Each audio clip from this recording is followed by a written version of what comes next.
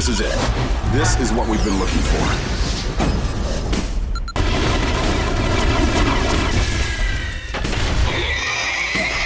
The Conduit stands apart from most of what we see on the Wii. Here's a game developed expressly for the platform from the engine up, designed to take advantage of the system's versatile interface. First-person shooters are a natural fit for the Wii, and the Conduit is especially ambitious.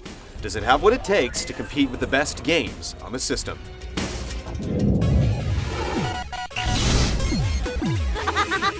I've asked the President for the use of your services to tackle a special assignment. If the dollar bill symbology hasn't tipped you off yet, the Conduit is all about nefarious conspiracies and their detrimental effects on American society.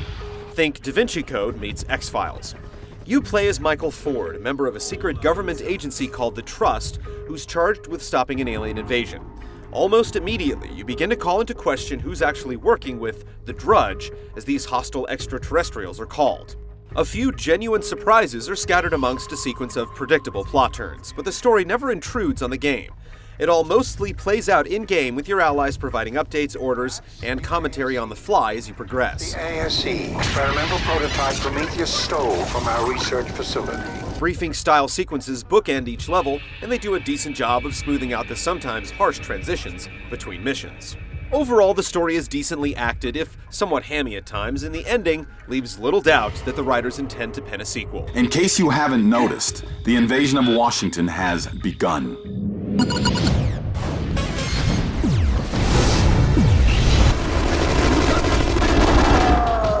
The Conduit's single-player game feels like something of a throwback, and not only because its near-future sci-fi vibe will make you think of the N64 classic Perfect Dark. You go through 9 levels in a strict linear sequence, and barring some scattered collectibles and hidden ammo caches, the game leads you by the nose from firefight to firefight. There's an equal focus on corridor clearing and more wide-open firefights, but the battlefields are never especially imaginative. The environments do change, mind you. You cover a good bit of ground in Washington, D.C. in your quest to end the Drudge. It's just that they don't provide much variety apart from aesthetics.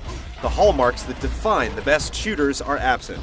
The set-piece firefights are a letdown, there aren't any real boss fights, and the puzzles feel like an afterthought.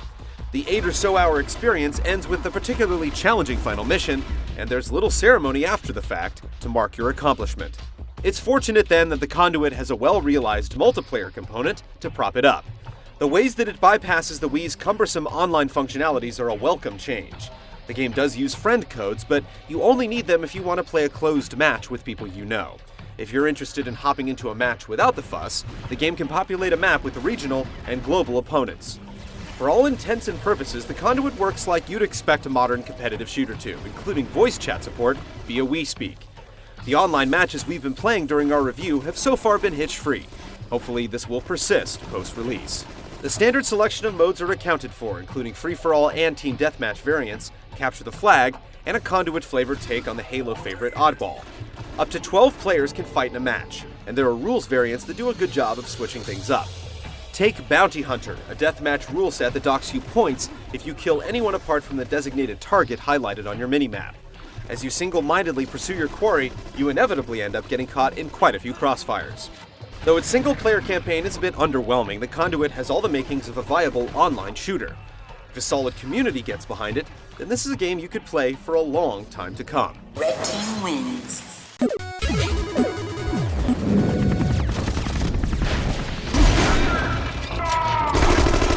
Largely thanks to its customability, the Conduit controls very well.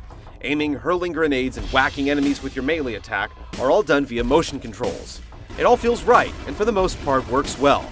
A shake of the nunchuck will hurl a grenade exactly where you're aiming your reticle, though in many instances, it's too easy to over or undershoot. Jabbing the Wii remote to melee, meanwhile, will usually throw off your aim.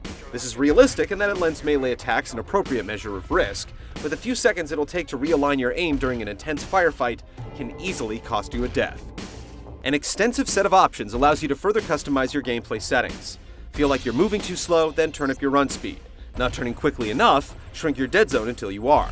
Pretty much every element of the user interface and controls can be tweaked to your taste, and while it may take a few tries to get it right, you'll have no shortage of stuff to experiment with. You'll have plenty of weapons at your disposal, but if our experience is any indication, you're going to stick to a selected few if given the choice.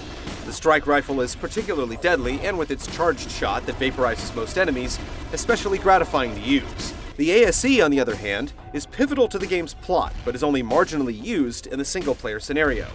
Given that what passes for puzzle sequences in the Conduit amount to mostly speed bumps, this is a disappointment. From a game mechanics standpoint, the Conduit is impressive in its comprehensiveness. Once you figure out the settings that work best for you, you'll feel confident mixing it up with any and all comers online.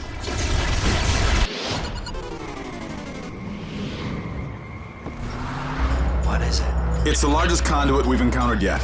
There's evidently a laundry list of stuff going on under its hood, but taken as a whole, the Conduit is not likely to knock your socks off. Frankly, it looks like what it is, a Wii shooter with cool graphical effects and simple geometry and textures. It's a cut above most of what's out there, but it falls short of what you'd expect from the system's marquee games. The game's music does a good job of morphing with the pace, but the drudge voices feel like they were delivered by Covenant understudies from Halo. It's like they weren't even trying.